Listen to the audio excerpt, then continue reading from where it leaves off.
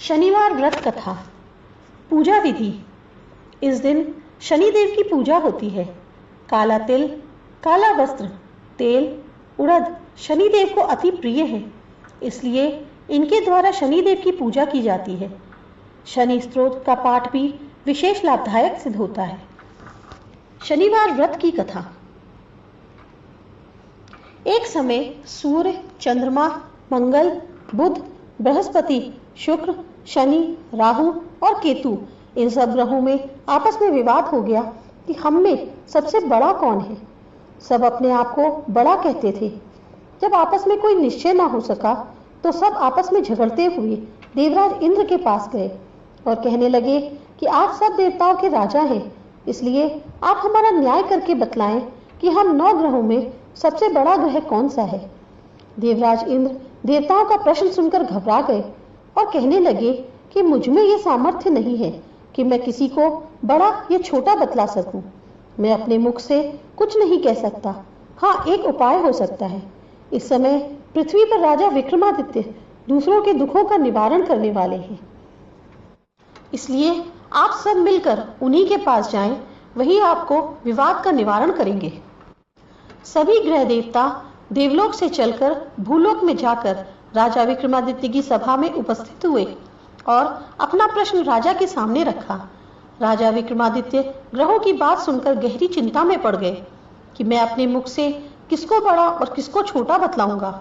जिसको छोटा बतलाऊंगा वही क्रोध करेगा। उनका झगड़ा निपटाने के लिए उन्होंने एक उपाय सोचा और सोना, चांदी, कांसा, पीतल, सीसा, रांगा, जस्ता, अभ्रक और लोहा 9 धातुओं से 9 आसन बनवाए।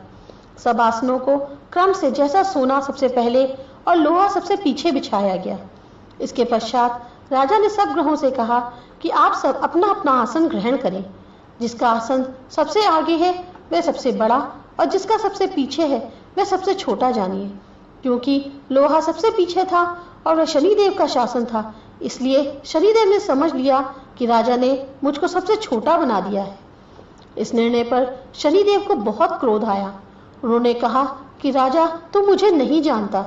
सूर्य एक राशि पर 1 महीना, चंद्रमा 2.25 महीना 2 दिन, मंगल 1.5 महीना, बृहस्पति 13 महीने, बुध और शुक्र 1-1 महीने विचरण करते हैं, परंतु मैं एक राशि पर 2.5 वर्ष से लेकर 7.5 वर्ष तक रहता हूँ। बड़े बड़े देवताओं को भी मैंने भीषण दुख दिया है। राजन सुनो, श्री रामचंद्र जी को 7.5 आई तो उन्हें वनवास हो गया। रावण पर आई तो राम ने वानरों की सेना लेकर लंका पर चढ़ाई कर दी और रावण के कुल को नष्ट कर दिया। हे राजन, अब तुम सावधान रहना। राजा विक्रमादित्य ने कहा, जो भाग्य में होगा देखा जाएगा। इसके बाद अन्य ग्रह तो प्रसन्नता के साथ अपने अपने स्थान पर चले गए, परंतु शनिदेव क्रोध से साथ वहां से सिधारे। कुछ काल व्यतीत होने पर जब राजा विक्रमादित्य को 7.5 की दशा आई तो शनिदेव घोड़ों के सौदागर बनकर अनेक घोड़ों के सहित राजा विक्रमादित्य की राजधानी में आए। तब राजा ने घोड़ों के सौदागर के आने की खबर सुनी तो अपने अश्वपाल को अच्छे अच्छे घोड़े खरीदने की आज्ञा दी। अश्वपाल ऐसी अच्छी नस्ल के घोड़े देखकर और एक अच्छा सा घोड़ा चुनकर सवारी के लिए उस पर चढ़ा। राजा के पीठ पर चढ़ते ही घोड़ा तेजी से भागा। घोड़ा बहुत दूर एक घने जंगल में जाकर राजा को छोड़कर अंतर्ध्यान हो गया। इसके बाद राजा विक्रमादित्य अकेला जंगल में भटकता फिरता रहा। भूख प्यास से दुखी राजा ने भटकते भटकते एक ग्वाले को देखा। ग्वाले ने राजा को प्यास से व्याकुल देखकर पानी पिलाया। राजा की अंगुली में एक अंगूठी थी। वह अंगूठी उसने निकालकर प्रसन्नता के साथ ग्वाले को दे दी और स्वयं शहर की ओर चल दिया। राजा शहर में पहुंचकर एक सेठ की दुकान पर जाकर बैठ गया और अपने आप को उज्जैन का रहने वाला तथा अपना नाम वीका बतलाया। सेठ ने उसको एक कुलीन मनुष्य समझकर जल आदि पिलाया। भाग्यवश उस दिन सेठ की दुकान पर बहुत अधिक बिक्री हुई थी। तब सेठ उसको भाग्यवश पुरुषमान समझकर भोजन के लिए अपने अपने साथ घर ले गया। भोजन करते समय राजा विक्रमादित्य ने एक आश्चर्य घटना देखी। जिस खूंटी पर हार लटक रहा था वह खूंटी उस हार को निगल रही थी। भोजन के पश्चात जब सेठ कमरे में आया, उसे कमरे में हार नहीं मिला। उसने यही निश्चय किया कि सिवाय वीका के और कोई इस कमरे में नहीं आया, अतः अवश्य ही उसी ने हार को चोरी किया है।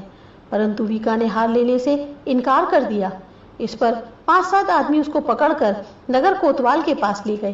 फौजदार ने भी उसको राजा के सामने उपस्थित कर दिया और कहा कि यह आदमी भला प्रतीत होता है, चोर मालूम नहीं होता, परंतु सेठ का कहना है कि इसके सिवाय और कोई घर में नहीं आया, इसलिए अवश्य ही चोरी इसने की है। राजा ने आज्ञा दी कि इसके हाथ पैर काटकर चौरंगिया किया जाए, किंतु राजा की आज्ञा का पालन किया गया और वीका के हाथ पैर काट दिए गए। कुछ काल व्यतीत होने पर एक तेली उसको अपने घर ले गया और उसको कोलू पर बिठा दिया। वीका उस पर बैठा हुआ अपनी जबान से बैल हाँकता रहा। इस काल में राजा की शनि की दशा समाप्त हो गई। वर्षा ऋतु के समय वह मल्हार राग गाने लगा। यह राग सुनकर उस शहर के राजा की कन्या मन भावनी उस राग पर मोहित हो गई। राजकन्या ने राग गाने वाले की खबर लाने के लिए अपनी दासी को भेजा। दासी सारे शहर में घूमती रही। जब वह तेली के घर के निकट से निकली तब क्या देखती है कि तेली के घर में चौरंगिया राग गा रहा है। दासी ने लौटकर राजकुमारी को सब वृतांत सुना दिया। बस उसी क्षण राजकुमारी मन भावनी ने अपने मन में यह प्रण कर लिया कि चाहे कुछ भी हो, मैंने चौरंगिया के साथ ही विवाह करना है। प्रातःकाल होते ही जब दासी ने राजकुमारी मन भावनी को जगाना चाहा तो राजकुमारी अनशन व्रत लेकर पड़ी रही। दासी ने रानी के पास जाकर राजकुमारी के ना उठने का वृतांत कहा। रानी ने वहां आकर राजकुमारी को जगाया और उसके दुख का कारण पूछा। राजकुमारी ने कहा कि माताजी, मैंने ये प्रण कर लिया है कि तेली के घर में जो चौरंगिया है वह उसी के साथ विवाह करूंगी। माता ने कहा, पगली, तू यह क्या कह रही है? तुझे किसी देश के राजा के साथ परिणाया जाएगा। कन्या कहने लगी कि माताजी, मैंने अपना प्रण कभी नहीं तोड़ूंगी। माता ने चिंतित होकर यह बात महाराज को बताई। महाराज ने भी आकर उसे समझाया कि मैं अभी देश देशांतर में अपने दूत भेजकर सुयोग्य, रूपवान एवं बड़े से बड़े कुड़ी राजकुमार के साथ तुम्हारा विवाह करूंगा। ऐसी बात तुम्हें कभी नहीं विचारनी चाहिए। परंतु राजकुमारी ने कहा, पिताजी, मैं अपने प्राण त्याग दूंगी, परंतु किसी दूसरे से विवाह नहीं करूंगी। यह सुनकर राजा ने क्रोध से कहा, यदि तेरे भाग्य में ऐसा ही लिखा है तो जैसी तेरी इच्छा वैसा ही कर। राजा ने तेली को बुलाकर कहा कि तेरे घर में जो चौरंगिया है उसके साथ मैं अपनी कन्या का विवाह करना चाहता हूँ। तेली ने कहा, महाराज, ये कैसे हो सकता है? राजा ने कहा कि भाग्य के लिखों को कोई टाल नहीं सकता। अपने घर जाकर विवाह की तैयारी करो। राजा ने सारी तैयारी कर तोरण और बंधनवाल लगवाकर राजकुमारी का विवाह चौरंगिया के साथ कर दिया। रात्रि को जब विक्रमादित्य और राजकुमारी महल में सोए तब आधी रात के समय शनिदेव ने विक्रमादित्य को स्वप्न दिया और कहा कि राजा, मुझको छोटा बतलाकर तुमने कितना दुख उठाया। राजा ने शनिदेव से क्षमा मांगी। शनिदेव ने राजा को क्षमा कर दिया और प्रसन्न होकर विक्रमादित्य को हाथ पैर दिए। तब राजा विक्रमादित्य ने शनिदेव से प्रार्थना की कि महाराज, मेरी प्रार्थना स्वीकार करें। जैसा दुख आपने मुझे दिया है ऐसा किसी और को न दे। शनिदेव ने कहा, तुम्हारी प्रार्थना स्वीकार है। जो मनुष्य मेरी कथा सुनेगा या कहेगा उसको मेरी दशा में कभी भी दुख नहीं होगा। जो नित्य मेरा ध्यान करेगा या चींटियों को आटा डालेगा उसके सब मनोरथ पूर्ण होंगे। इतना कहकर शनिदेव अपने धाम को चले गए। जब राजकुमारी मनभावनी की आंख खुली और उसने चौरंगिया को हाथ पांव साथ देखा तो आश्चर्यचकित हो गई। उसको देखकर राजा विक्रमादित्य अपना सारा हाल कह सुनाया कि मैं उज्जैन का राजा विक्रमादित्य हूँ। यह घटना सुनकर राजकुमारी अत्यंत प्रसन्न हुई। प्रातःकाल राजकुमारी से उसकी सखियों ने पिछली रात का हाल चाल पूछा तो उसने अपने पति का समस्त वृतांत कह सुनाया।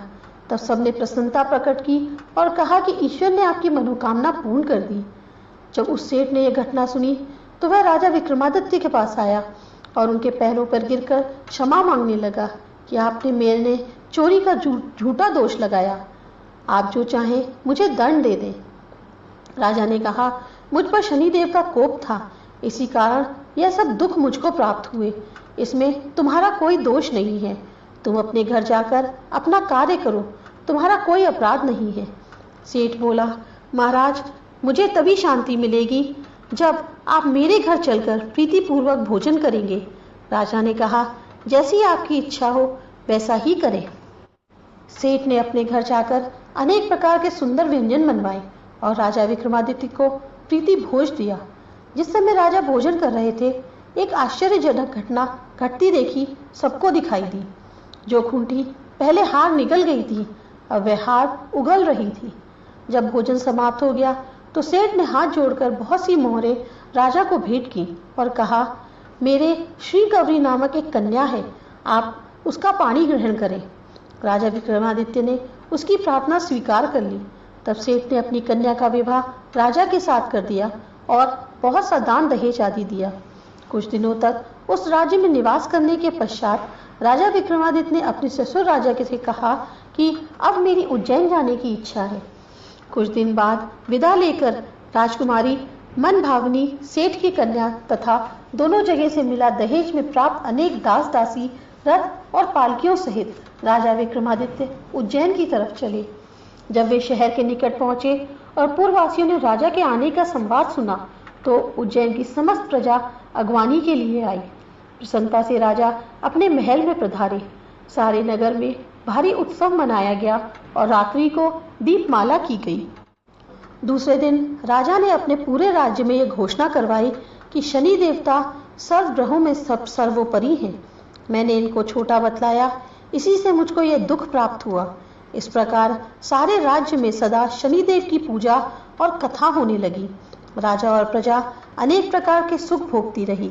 जो कोई शनिदेव की कथा को पढ़ता या सुनता है, शनिदेव की कृपा से उसके सब दुख दूर हो जाते हैं। व्रत के दिन शनिदेव की कथा को अवश्य पढ़ना चाहिए।